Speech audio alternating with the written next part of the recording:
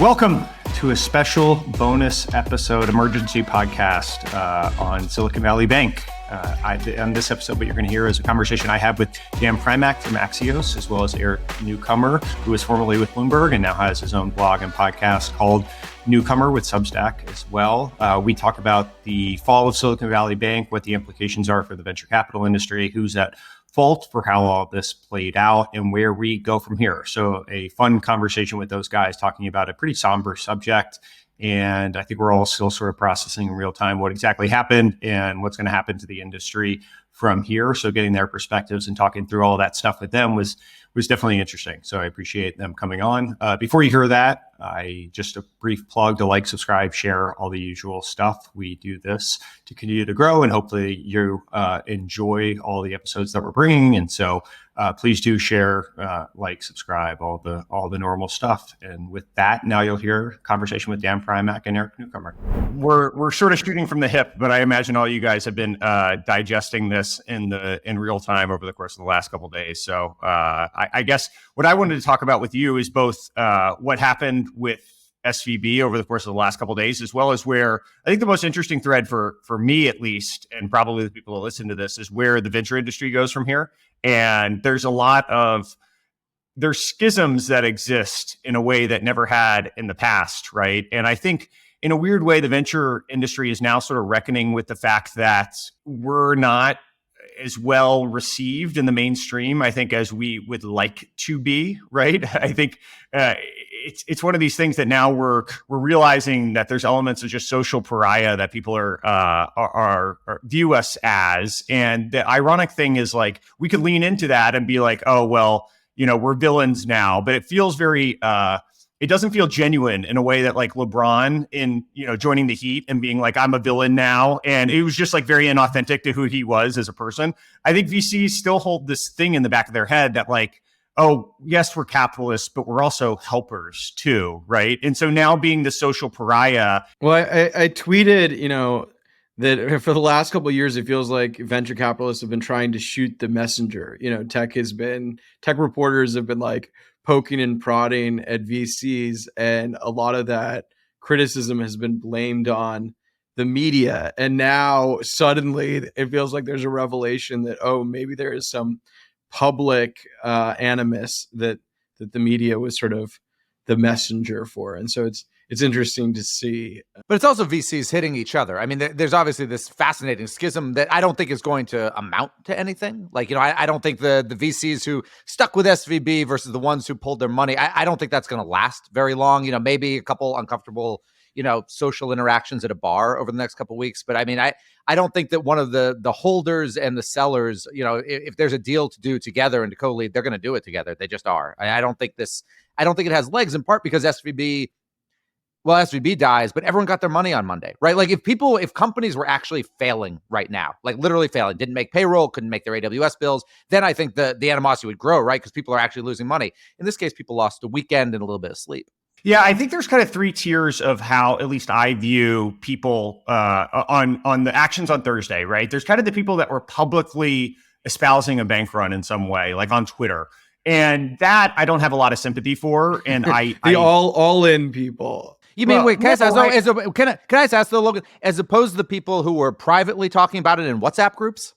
I think there is a distinction. I think so. I mean, I think in terms of how widespread you're broadcasting stuff. And what happened was it went from this niche sort of tech thing on Thursday to this mainstream thing by Friday, where I have my mother and my friends that work, in other industries asking me, hey. But your mother and your friends, most likely, and I'm not going to speak for your mother, your friends, probably don't have money or a lot of money in SVB, right? The people who mattered in terms of pulling deposits were people who were companies, really, for the most part. They were pulling 10, 15, $20 million.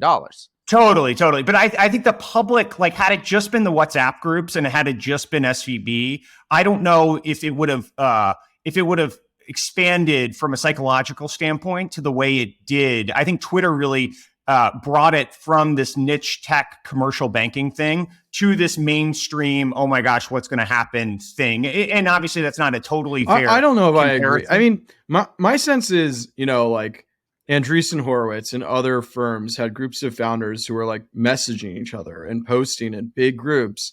And so you could watch some big startup say, yeah, we're going to move our money from SVB. And then if you're any other startup in that thread, you start to feel like a sucker if you're just sitting on Totally. your No, hands. I agree with that. I'm saying, but my mom isn't in that WhatsApp group, right? And so that wasn't why I think some of the social element that maybe Did your any mom bank really failed- drive the withdrawals at SVB? Was she?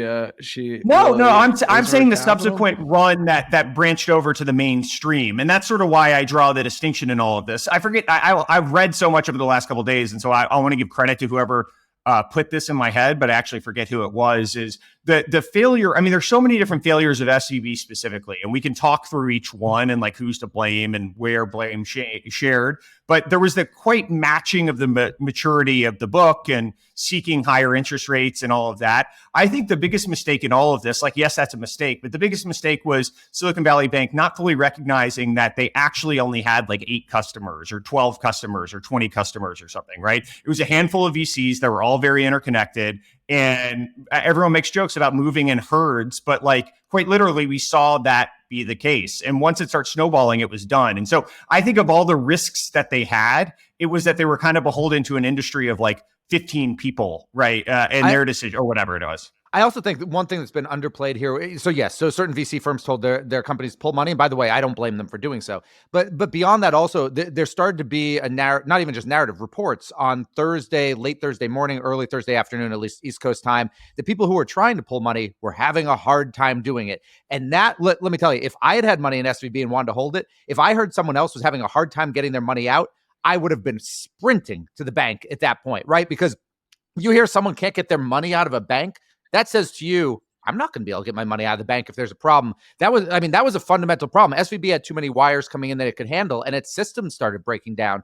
That contributed, I think, to the run as well. I totally agree with that. And I want to make like 2 points. Number one, if I was a startup founder, I would absolutely want my VC to have been telling me to pull the money, even though it got covered. It's like, I feel like the VCs, and Logan, I know you're going to have thoughts on this, but there was a little bit of, there was a crowd that was like the elder statesman, let's protect SVB. Personally, like I would want the person who's like, survive, protect your money, get out. I can hear this coming. That's my first thing.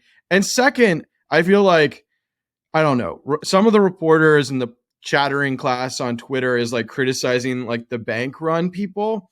Like, would they have preferred a situation where all the insiders know this thing is coming undone? They're messaging in their threads, and then nobody gets to find out about it in the public? That's usually what reporters are like totally against. And so I think it's good that some of this seeped out into the actual public and people figured out what was happening and had a chance to react. Now, I don't know if like people needed to be shouting in capital letters like Jason Calacanis over the weekend and just like really threatening to create further and further fear for the entire banking system.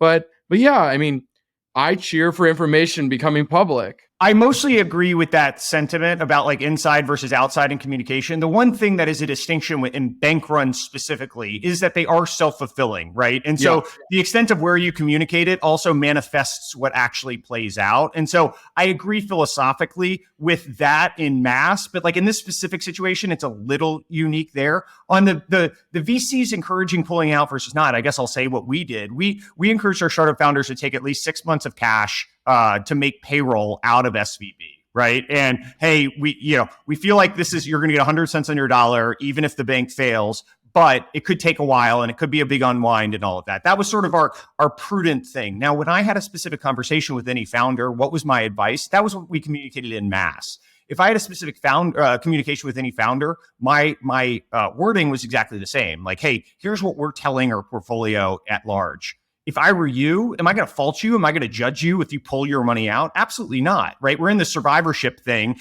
And so everyone's talked about the prisoner's dilemma of the entirety of this. And like any founder's job and potentially any VC's job is to protect their individual companies and investments. One of the things that I think is most interesting about Silicon Valley as an entity, Silicon Valley Bank, is we did move from this. I think it was representative. I mean, when people report on it, there's a bunch of nefarious angles that they can talk about like how they did, fund. They were our fund bank, right? And they were all of our portfolio, or in mass, our portfolio company's bank. I had a capital call line with them. Different people had mortgages with them. They were an LP, right? We sort of go through, and it can sound very nefarious in terms of how it was all intertangled. The one thing that I think Silicon Valley Bank represented was this generation of, it was quite literally an entity that brought the venture industry together, right? And it was intertwined. They would do, we joke about it, but they would do Bottle Rock and like all these different social events that they would bring people together for.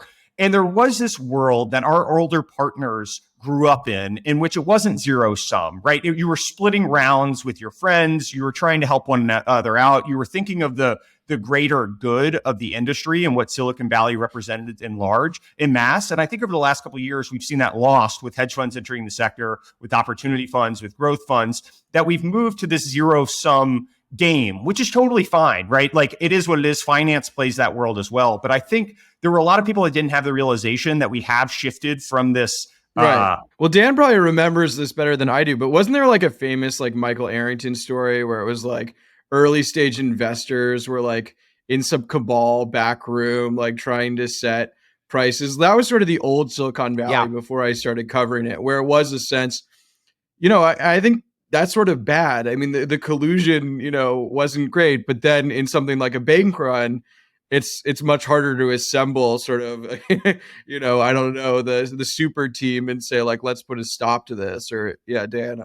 There's also a little bit of an irony here, right? Which is that Silicon Valley created its own bank run in the following way. Like, this can't happen. People said, well, how did this happen so fast? This couldn't happen 20 years ago because everyone would have had to physically go and line up at the damn bank to get their money, which takes time and is hard to do. Everyone's got an app. Every company's now got an app, and they can literally just do the wire. It takes very little time. Plus, obviously, the social media part. So Silicon Valley kind of funded its own bank run and kind of funded its next bank run.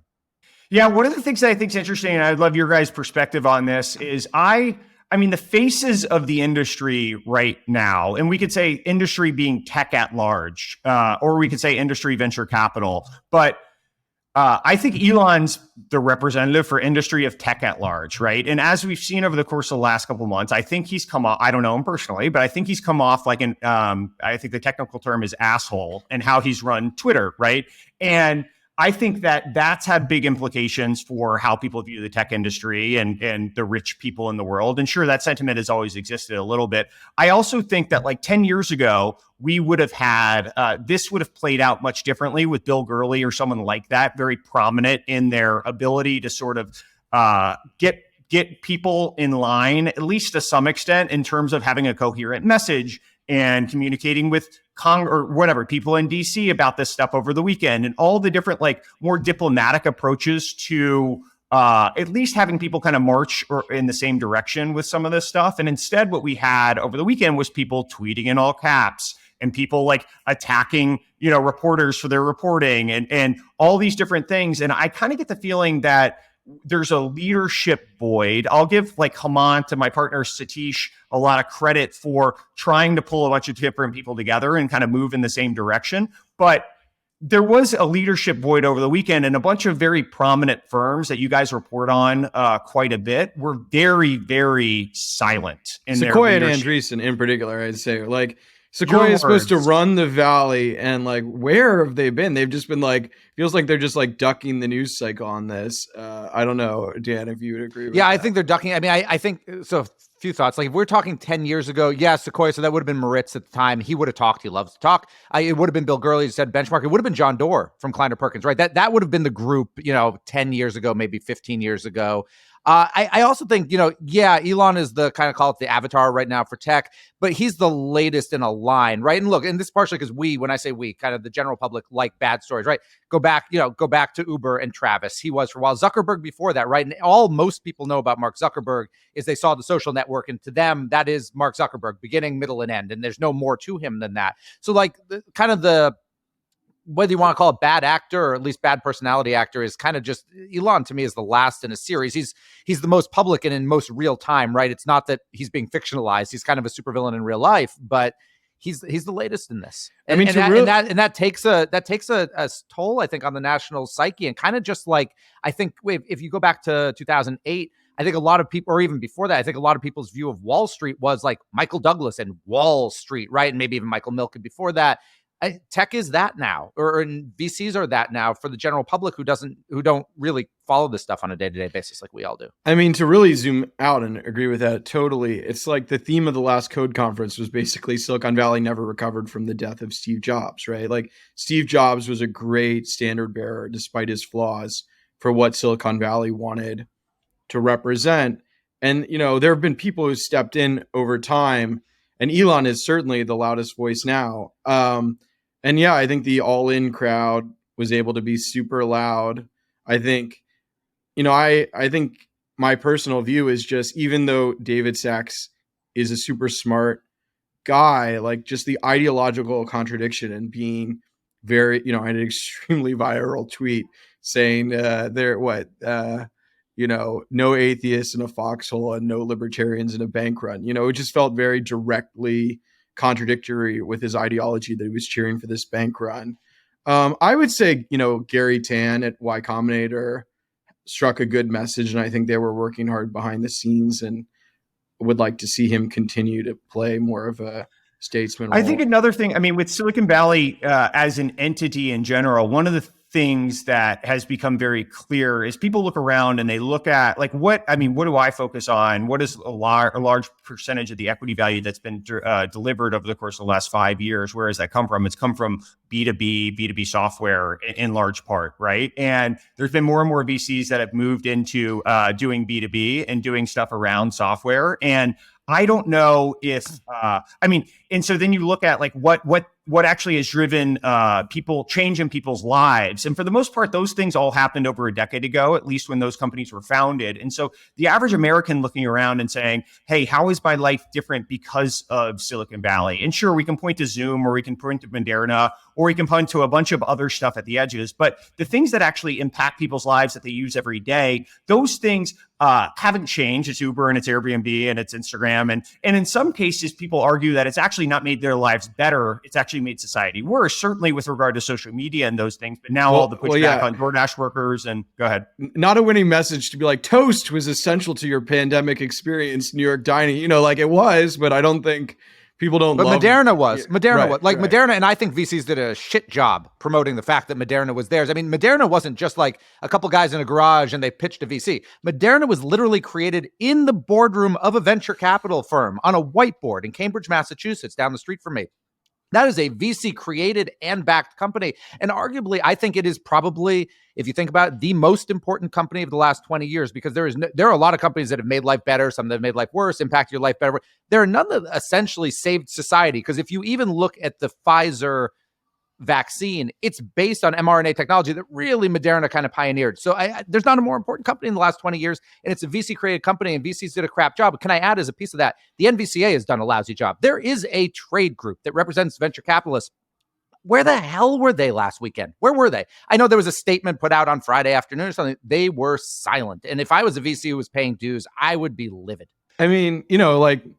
Lulu, at Activision, who's running their comms and was at Substack Comms and has a great Substack, has been pushing, VCs and the tech community to just be much faster and more open in their communications, right? And I think the people who are willing to sort of tweet as it's happening get heard, and people who are looking to craft like an old school statement don't. And I think that's true both for groups like the NVCA and for Silicon Valley Bank itself, though they didn't really even put out new statements. But it's just, you need to communicate with people where the conversation is happening. Is this just a natural maturation as an industry has gone from kind of this cottage thing to this institutionalized thing? And we have this generation of people that grew up in the world of SVB quite literally, in which they were friends with different people across different venture firms and all sort of worked together to split rounds and I guess in some cases nefariously collude. But is it that we haven't recognized that, hey, yes, MVCA exists, but is it something that we haven't recognized that hey, we need to be coordinated in this political way and have the message that we're all sort of singing from the same hymnal, and instead, because everyone's prolific tweeters and because there's all these individual personalities out there, people are just kind of shooting from the hip without a cohesive message, without saying the same things over and over again. And now that there's just this recognition that we actually need to talk from the same book, at least with the most important messages? Maybe. I'll say, there's a few things that have changed, right? One thing that's changed is I think we all, when I say we, I'll say people like me and Eric and Logan, I think we kind of all used to know who the best investors were, not in a little niche, but like who were the two people who did Google, right? The real massive outsized ones that even if you were a very good venture capitalist, you're like, shit, I've never hit 5 grand slams in a game, right? There were a handful of those people. I don't think we know who those people are anymore. Like they exist, like, because it's all based on, there's one huge hit this year and then one huge hit next year. And they seem to be often different people who are backing them. And then plus you have the later stage funds. It used to be these companies would raise 3 rounds. It was obvious who the VC was who drove that thing. And it's changed now. I will say, though, in defense of venture capitalists and what they did, there were a lot of venture capitalists who spent their weekend, tweeting a bit, but really trying to work the phones in DC. There were because there was a perception. I had this sense, certainly over the weekend, talking to people in DC, that the Biden administration did not fully appreciate this in time or not early enough, what was about to potentially happen. Not just Silicon Valley Bank and kind of all the stuff that would happen with its companies, but the potential kind of national banking crisis that could have happened on Monday morning. And there was a lot of VCs who really, from talking to me, were saying, could you try to, they wanted their messages amplified, not to promote themselves or their companies, but to kind of shake Yellen, shake Joe Biden to say, there's shit happening here. Wake up. I think we're talking about this in some ways like Silicon Valley failed, but in some ways, I mean, they had a massive success. They got the protections they want.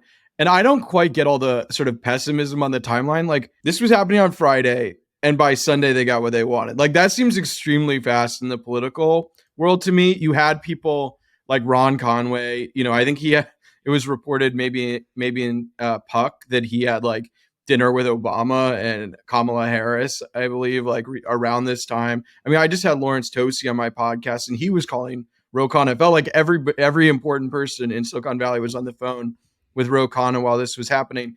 And they got what they want. The deposits got covered. Obviously, the government could have moved before this, but, a lot of people in Silicon Valley didn't see this coming until, the week it was playing out. Dan, to back up to your point, though, on the who are the prominent venture capitalists, I do think there's a schism where 15 years ago, we knew it was John Doerr and Mike Moritz, and there was success also led to notoriety, right? It was this symbiotic loop of who the best people were also the most prominent people. And now with Twitter and podcasts and whatever, like, being successful no longer is being prominent. The names that people come up with aren't necessarily the names of who actually is a good investor, right? True. And who is actually respected in the industry. It's the people that are maybe the loudest on Twitter or whatever is the case.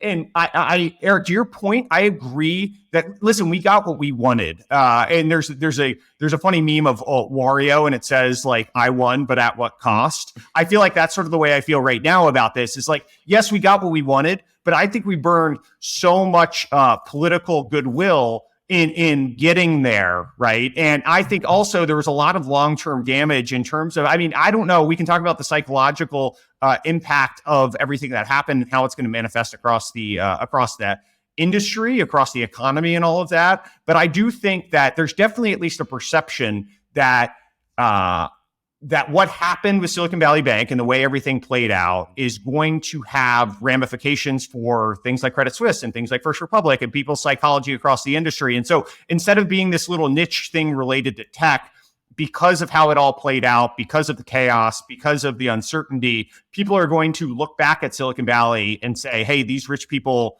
made this happen. It's their fault. True or not? By the way, there's a name we didn't mention here, which is Peter Thiel, who never says a damn word, yet somehow is considered the avatar for all of venture capital, right? You never, like, he's not on Twitter. He never says anything, but everyone blames him for or credits him for everything. By the way, Founders Fund, probably, like, if you want to say who really are some of the best investors in the Valley, that firm, they're great. Their returns are insane. Now I can't even remember what I was going to say. Yeah.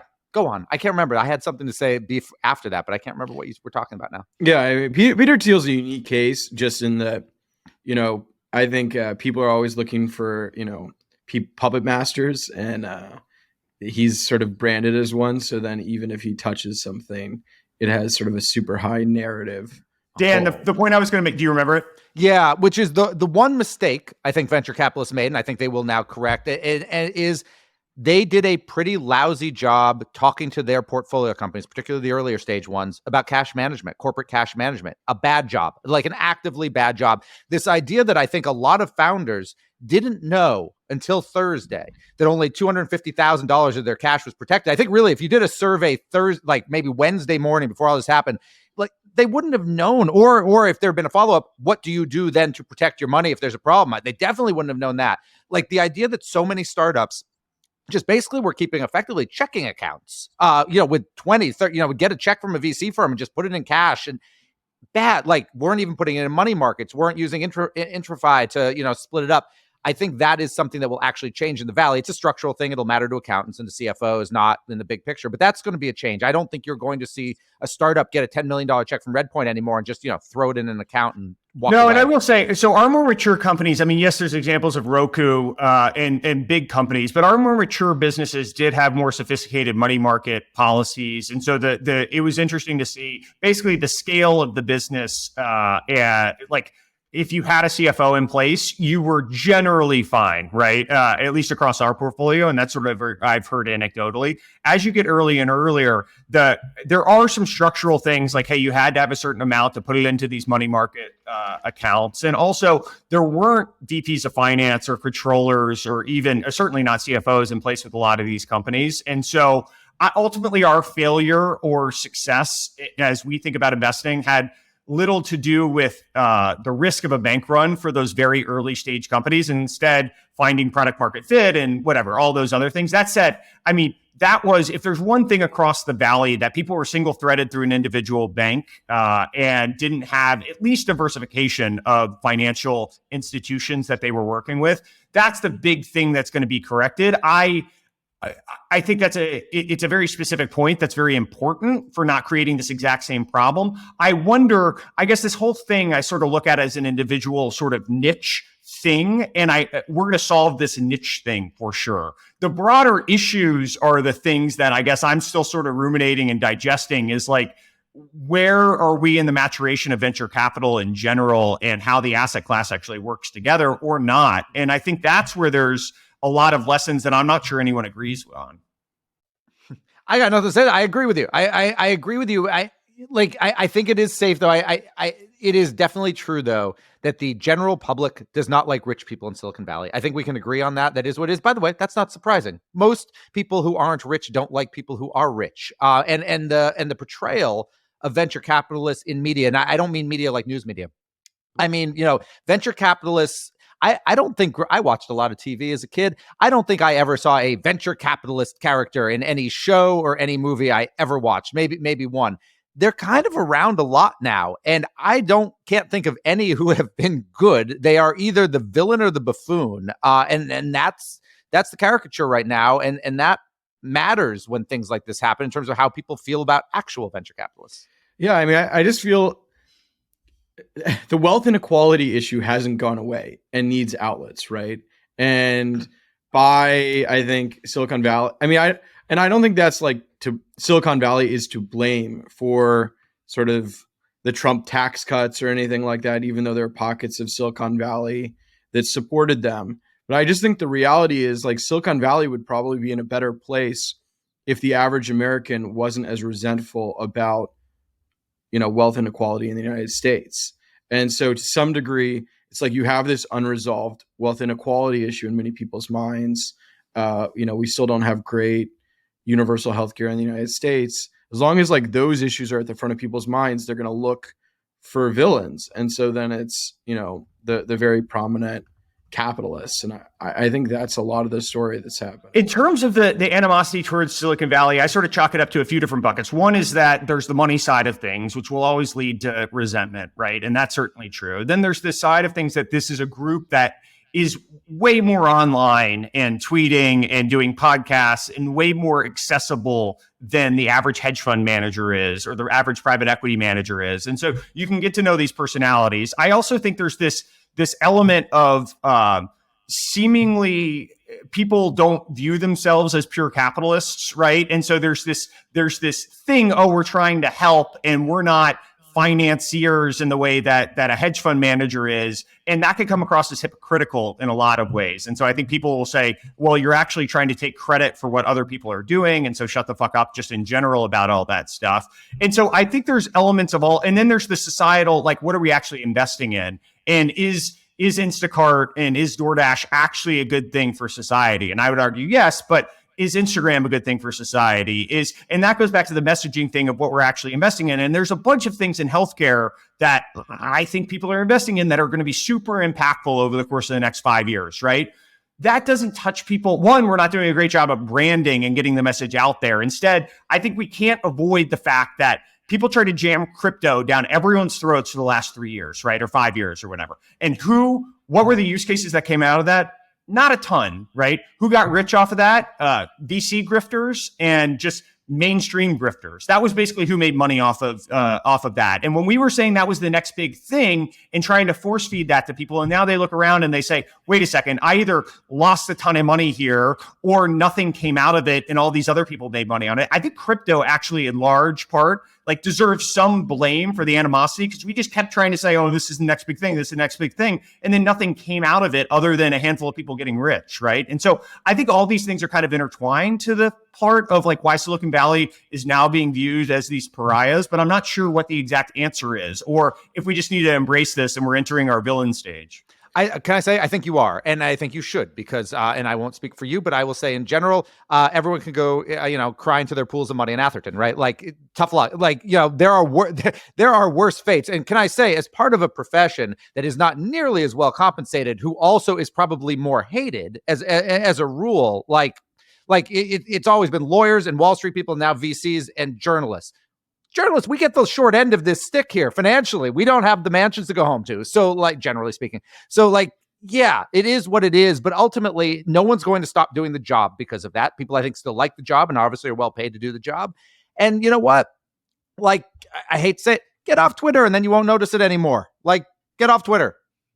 A couple of points. First of all, I agree. I mean, it's always fascinating. I mean, people just really don't like to be attacked and don't like to be lumped in with groups that are attacked. I think we're all guilty of that. And like, it's amazing that no amount of wealth can change that for lots of people. By the way, I give journalists far more credit of you guys do get criticized way more. Like the amount of mean comments when you run a story versus the amount of mean comments that VCs get, like not only on the compensation side of things, but also the amount of vitriol that you guys get for. Can I tell a stupid story about this now? Yeah. I'm going to. Okay. On what night was this? This is Monday night. On Monday night, I had written something. Actually, on Sunday, I had written something about bank bonuses or about bonuses SVB, and I was getting a lot of crap for it. I was also getting privately some threats, like actual threats, like which I get, which isn't unusual, but these were a little bit more specific and a little bit more on the nose. My child, who I had taken to see the movie Scream 6, and I don't know this. All I know is my phone rings, and I'm with somebody, but we're alone, right? And it's late at night, and my phone rings. It just says on my phone, the thing says Ghostface, New York City. I think that's weird. And I pick it up, and someone with that damn voice says, Dan, says my name. Dan, you are going to die. You have 10 seconds. I freaked the fuck out because I literally had just been sitting there scrolling through a Twitter DM of people who were threatening me. It turns out there was a phone number you could call, and my kid thought this was hilarious. And all she had to do was put my name and my phone number in. But for a little while, I was very worried about what was about to happen to me. That's terrible. And now I'll let you continue. Sorry to get Eric, you got through your first point.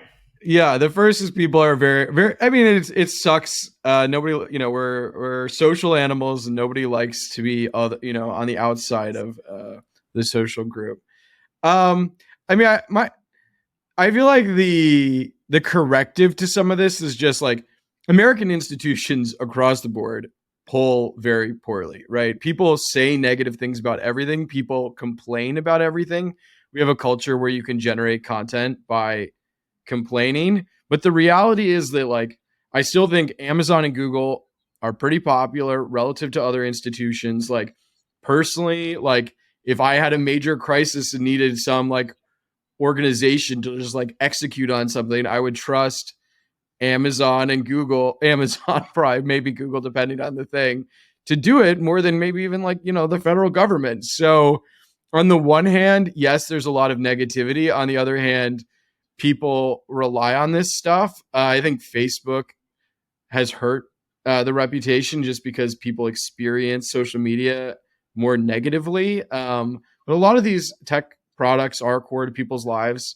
if tech should just turn them off for 24 hours every once in a while to remind people that they can't take them for granted, and it's like a service that is provided on an ongoing basis. Good. Well, anything else, Dan? I know you need to hop here in a minute. Any other thoughts that are, or anything for me? No, I don't think so. I mean, I guess the one thing I would ask you is, do you think this is over? And when I don't mean the repercussions from SVB, but I mean, do you think that the banking tremors are over? We're obviously seeing what's happening with First Republic today. I think there is this broader question of, a lot of people are like, well, if SVB on the outside, if SVB disappears, who really cares? Some people maybe lose their money so long as they get their money back.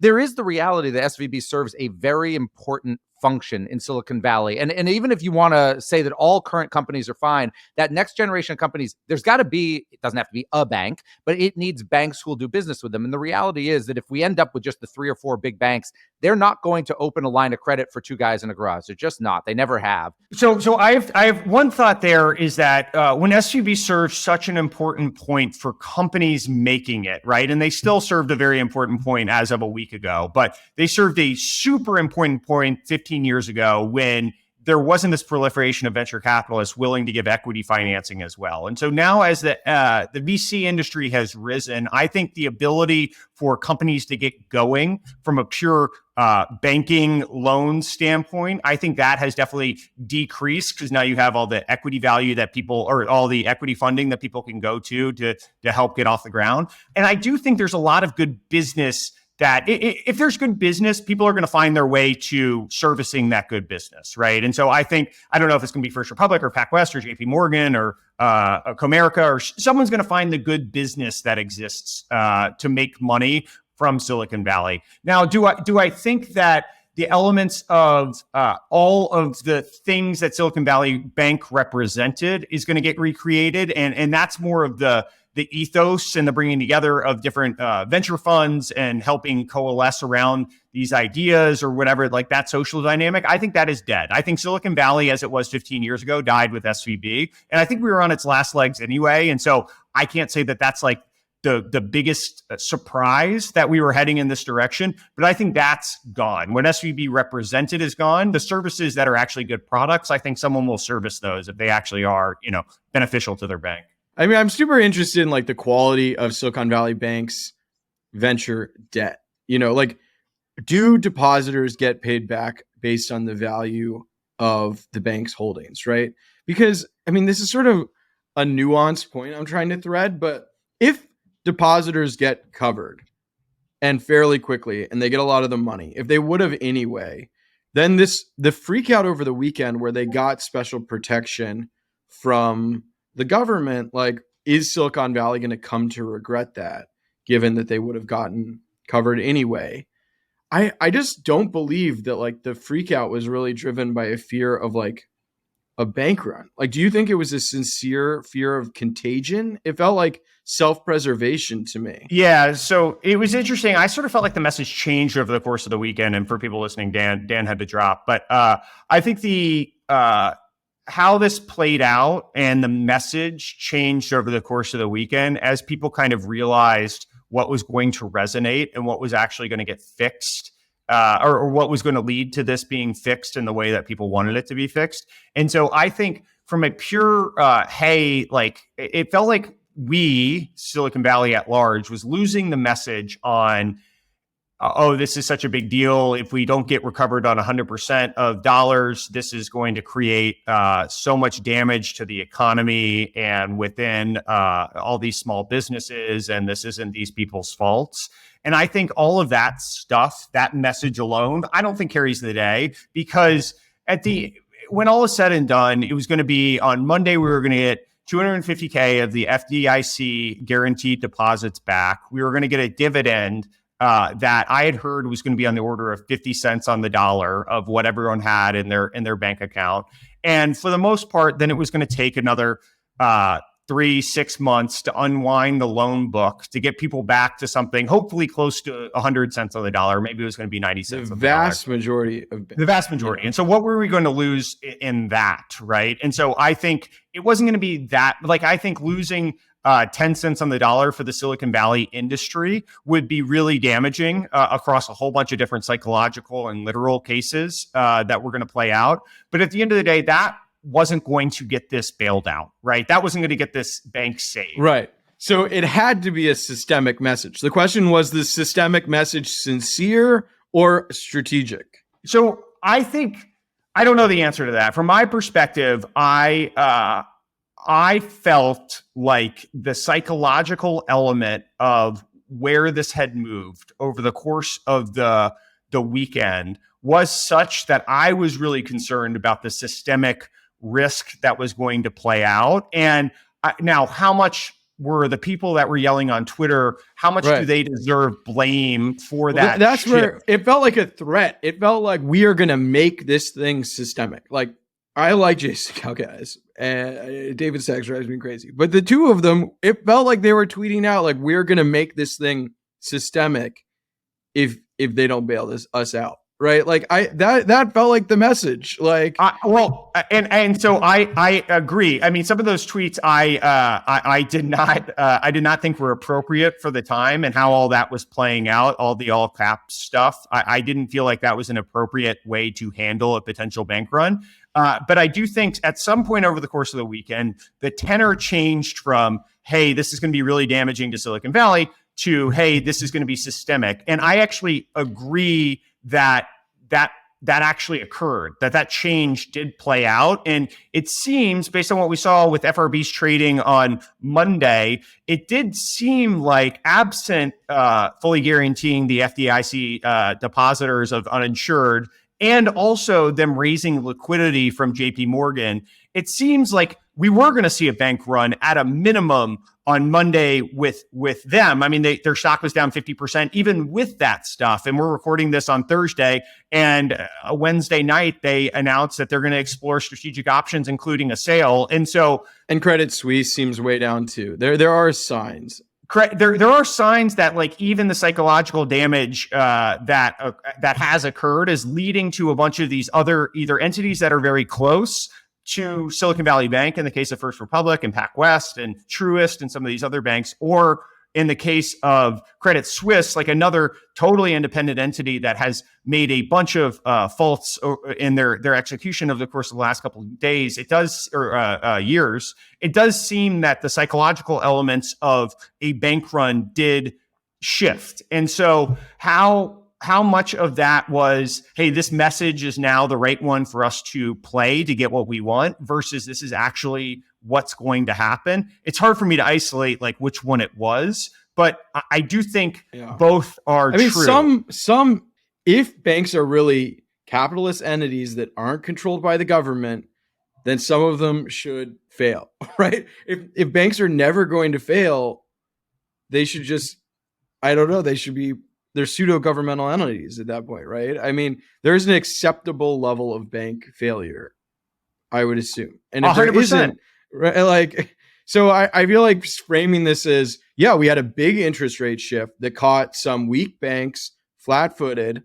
And so it makes sense that some of them, they got caught. They got caught out. They weren't ready. Like, Silicon Valley Bank made a disastrous strategic decision. They were double exposed to interest rates going up. Their bond holdings were at too low of an interest rate, and they were super exposed to startups that thrived in a low interest rate environment and struggled in a higher interest rate environment. And the fact that they weren't hedged or prepared for that was like reckless. And like, they brought that on themselves. And the fact that nobody is willing to buy the bank outright, I think raises some serious questions about their like venture debt portfolio. So just as somebody in Silicon Valley, I write about startups. I'm invested in the startup ecosystem. I'm happy depositors got covered from pure self-interest. But if you expect me to say, I think it makes sense as like governing the country, I'm much more like, I don't know. Some banks fail. Like, people get covered. I'm more mixed. That's generally where I am as well on this. And it's clear we now have three different classes of banks that exist in the ecosystem, right? We have the very clear, too big to fail, super heavily regulated entities that are the JP Morgans and Citis and Bank of Americas and those folks. And they have a whole bunch of different rules that they need to follow and different capital ratios and liquidity and all of that stuff, right? And so I think we agree there. Then for the long time, we had everyone else, right? And Silicon Valley Bank fell into the everyone else category. First Republic fell into the everyone else category. PacWest fell into the everyone else category. We can come up with all the different names that were in the everyone else category. But now I think what we've said here in the last week is that actually there's this middle bucket that we believe still present this contagion risk if given a handful of circumstances that I think the Fed and FDIC felt like they saw over the course of the weekend here, that we're also going to step in and make sure that at least those banks, and we can debate the definition of a bailout, right? And whether or not that includes bondholders or shareholders. Or I don't care about that. It's such like totally semantic. Anyone smart knows what happened. Depositors got bailed out. Everybody else didn't. Does bailout, but it is an important like political football type thing that, the branding of how it's going to get labeled. It is important in that regard, but that isn't a particularly interesting conversation to have for us. But, and then there's this other class now that I think we're willing to let fail. And so now we have these three different tiers of banks that exist in the ecosystem.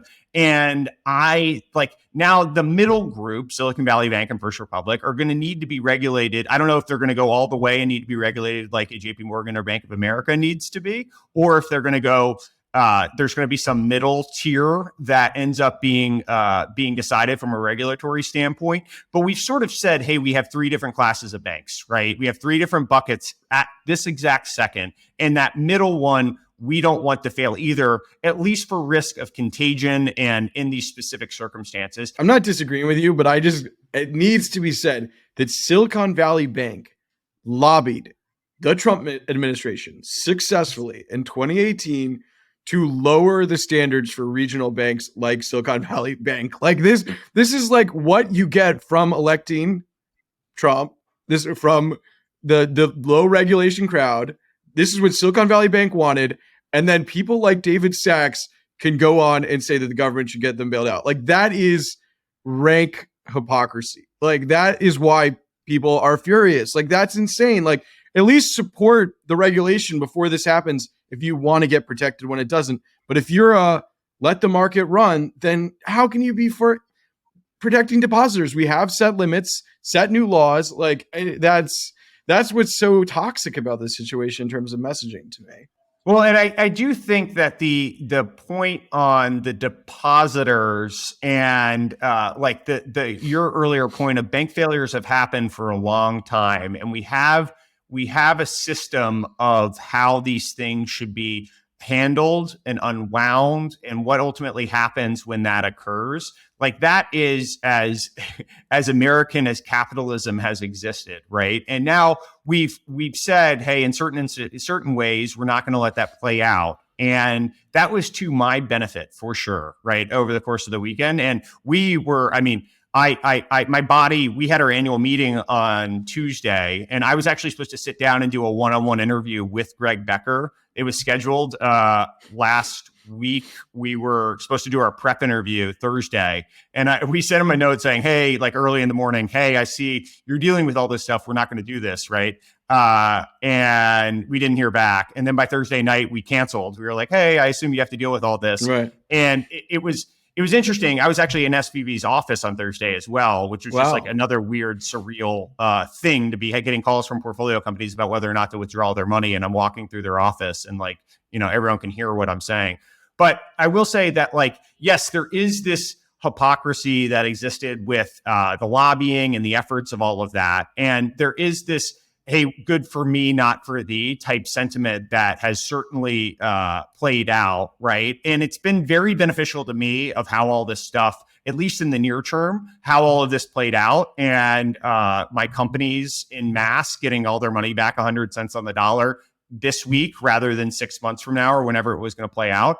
But I do think that the political goodwill that was burned in doing this, right? And it was coming from all different angles. It was funny to see my sophisticated friends in finance were angry about this. The left was angry about this. The right was angry about this. Like literally every person that I interacted with had some different level of vitriol about what had played out. And I actually think it was the right decision. Like based on what we saw on Monday and over the course of this week, I can only imagine what we would be seeing for banking stocks and outflows and all of that stuff from regional banks if we hadn't done this. And so I actually think from a contagion risk standpoint, now we can debate who caused the potential contagion risk and what role Silicon Valley played in threatening that this was going to occur and actually scaring people to pull out their money and all of that. But I do think it was ultimately the right decision for the Fed and FDIC to do what they did, at least as I see it today. But we should also be able to hold in our head that bank failures are a normal thing and we have ways of dealing with it.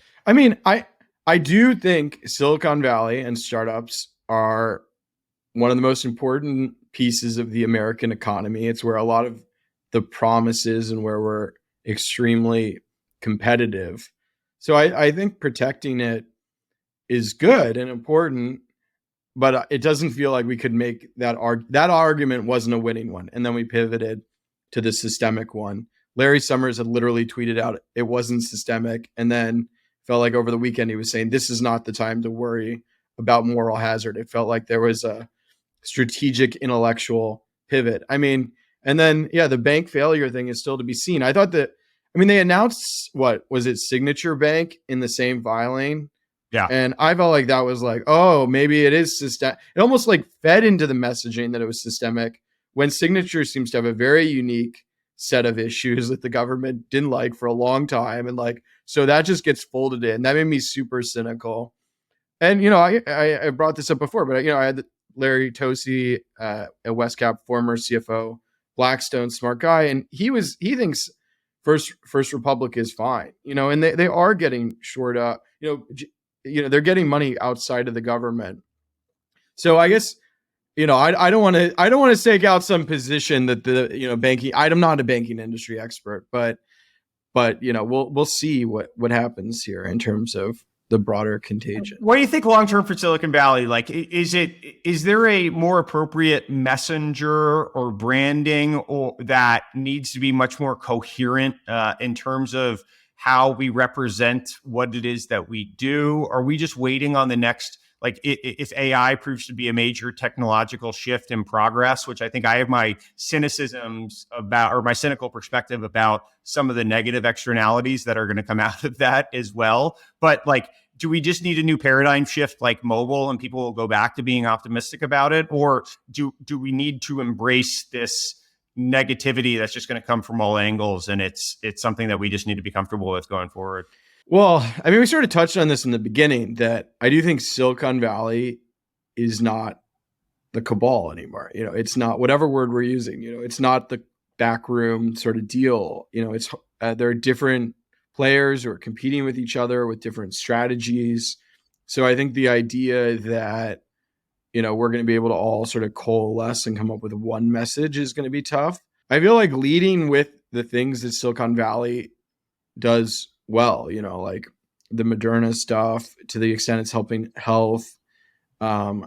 I do think we talked about in this conversation, one of the challenges is just like, it's hard to tell people like SaaS is super important to their lives, even if it has been sort of important to a lot of the developments. I'm sort of the impact of all of this stuff. I'm sort of still digesting the long-term ramifications of it. And it's interesting to see how many people seem to be realizing for the first time that people aren't cheering for venture I'm surprised capitalists. People are so surprised. Like, I don't know, that is not like news to me. I mean, that like conservatives have been, have like not very good, not very loyal to tech, even when they're receiving tech's money, and looking for ways to attack, the moderation issue. Like clearly that's been brewing. And then the left is just, the far left is pretty anti, capitalist, and then sort of the governing Democratic Party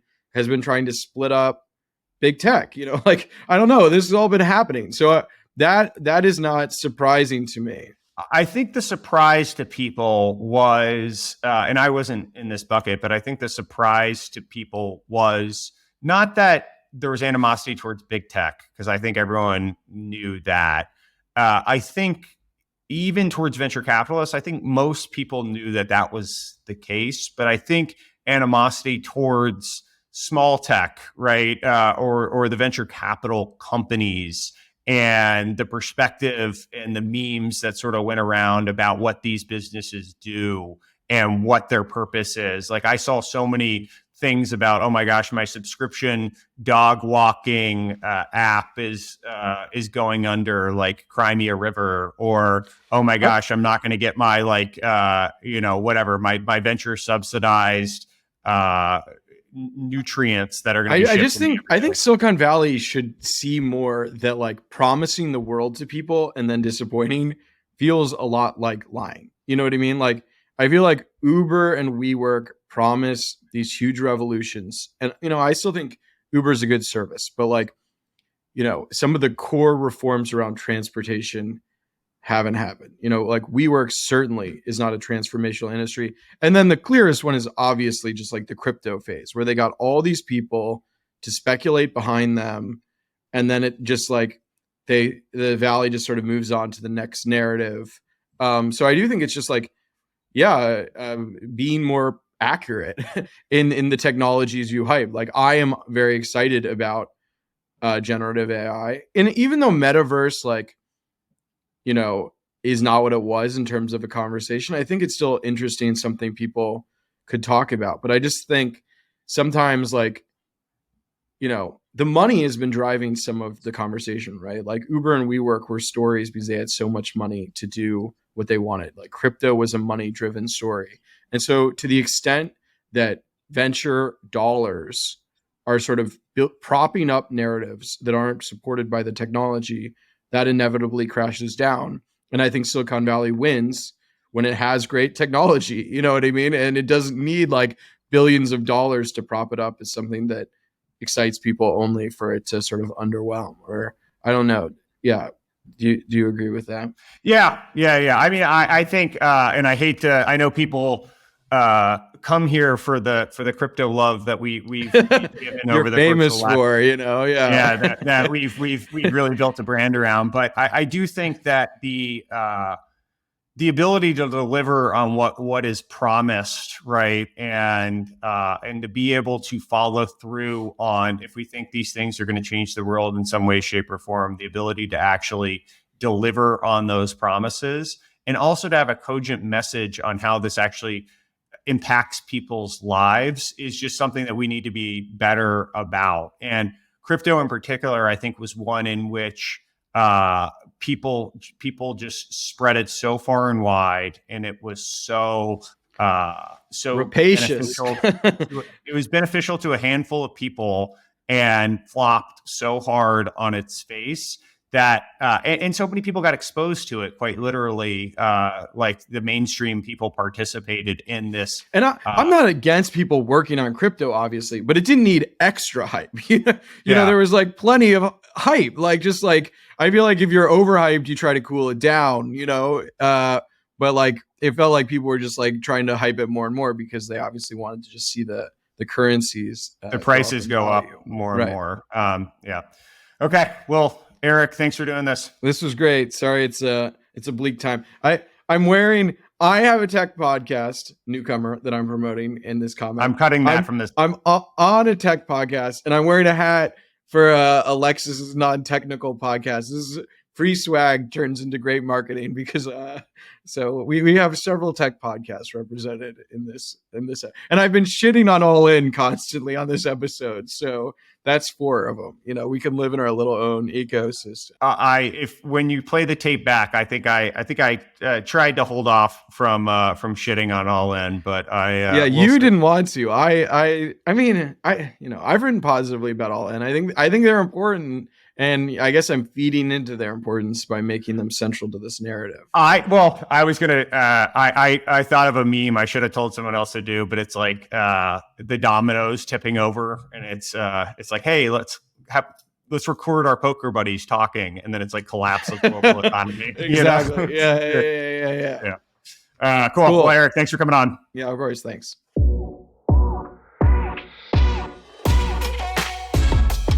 So that'll do it for this special bonus episode of the Logan Bartlett Show. Thank you to Dan Primack and Eric Newcomer for coming on. Thank you, everyone, for listening. Hopefully you enjoyed this special bonus episode. We'll continue to do that as things pop up that are particularly notable and try to have some topical discussions as well. I think we're going to try to show you in the feed which ones with different icons for which ones are the special kind of bonus episodes versus the standard interview style as well. I think this was one of the biggest news stories we've had in the last 30 years of tech, certainly the last couple. So it felt appropriate to have at least one, if not a few bonus episodes about everything that's going on here. So thanks everyone for listening. Thank you to Eric and Dan again for joining. Thank you to Rashad and Sam for their help with the production, and hope everyone has a good weekend. Hopefully it's a little slower than this last weekend and we're able to get back to some sense of normalcy in the tech and financial community.